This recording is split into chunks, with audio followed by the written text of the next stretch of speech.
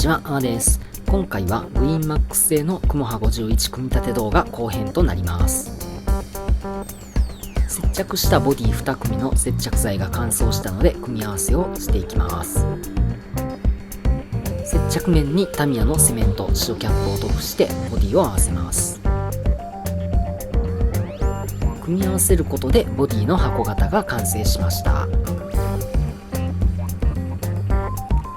接着箇所を流し込みセメント緑キャップで補強します。動力ユニットにボディを合わせてみます。前回の動画でボディ内側に設けたガイドに問題なければ動力ユニットにきれいに収まり固定できるはずです。ボディ内側のプラ棒が動力ユニットに引っかかって固定できています。次は屋根を固定していきますが、屋根には大きな反りがありました。ボディに合わせても車両中央部分が浮き上がります。これは屋根の接着に苦戦しそうですね。接着しようとしたところでヘッドライトを取り付けていないことに気づきました。組み立て中のクモハ51は中間車両にする予定なので、ライト類はダミーで問題ありません。付属のダミーのヘッドライトを接着していきます。続いてヘッドライト両側にステップを接着します。細かすぎるため手元で作業してしまいカメラ撮影ができていませんでした。ヘッドライトとステップを取り付けたので改めて屋根の固定に進みます。接着にはタミヤのセメント白キャップを用います。車両中央部分の屋根が浮き上がってくるため少し押さえています。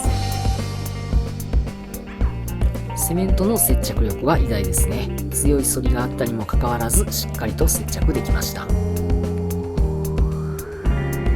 裏側から流し込み用セメント緑キャップでの補強も行うと万全です。次はパンタ横の避雷芯を取り付けます。こ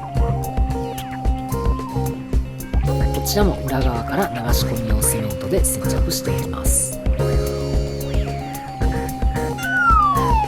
次は室内灯を作成します。使用するのは COB テープライトです。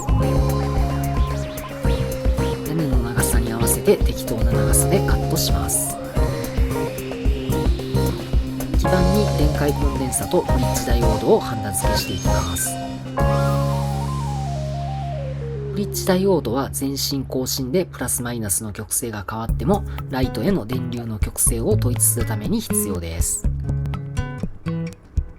電解コンデンサはライトのちらつき対策用となります。ブリッジダイオードの電解コンデンサをハンダ付けした側の反対側にはレール台車からの電流を終電するための銅板をハンダ付けします。動力車への室内灯導入のためこの銅板は動力ユニットに接点を設けます。次は電解コンデンサに抵抗をハンダ付けします。これは 5V 仕様のテープライトを使用するためパワーユニットからの最大 12V の電圧が直接かからないようにするために使用します。抵抗はブリッジダイオード電解コンデンサの順にプラス側に取り付けます。マイナス側には抵抗は必要ないため導線などをプラス側と同じ長さにハンダ付けします。これで室内灯に必要な照明ユニットの完成です。これを COB テープライトに取り付けて室内灯の完成となります。次は COB テープライトの通電箇所に予備ハンダを盛ります。予備ハンダを持った箇所に作成した照明ユニットをハンダ付けします。これで室内灯の完成です。点灯テストを行います。点灯テストは問題なし。これを組み立てたクモハ51に導入します。室内灯は組んだボディに取り付けますが、一旦動力ユニットとの接点を確認しておきます。動力ユニット車端部の銅板部分に作成した照明ユニットを接触させることで通電が確保できます。接点を確認したので、組み立てたボディに室内灯を組み込みます。屋根裏に室内灯の COB テープを貼り付けるため、先にパンタグラフを取り付けます。パンタは純正品の PS13N を使用します。取り付けた後、屋根裏側から流し込みをセメントで接着します。パンタ固定後に屋根裏に室内灯を貼り付けます。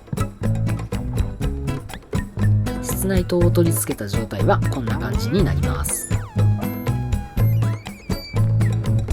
動力ユニット側は車端部の接点部分に銅板をハンダ付けしておき、作成した照明ユニットと接点維持しやすくしておきます。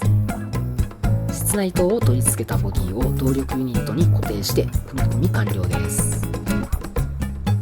作成したユニットの銅板と動力に取り付けた銅板が触れていれば点灯します。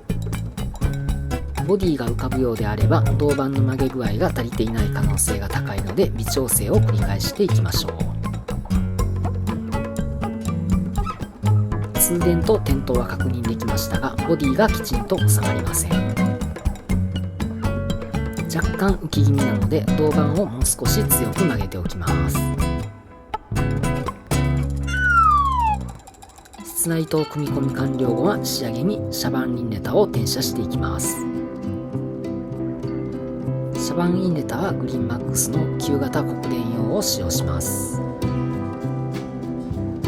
モハ51、クモハ55、クモハ68、クモハ41などが収録されています。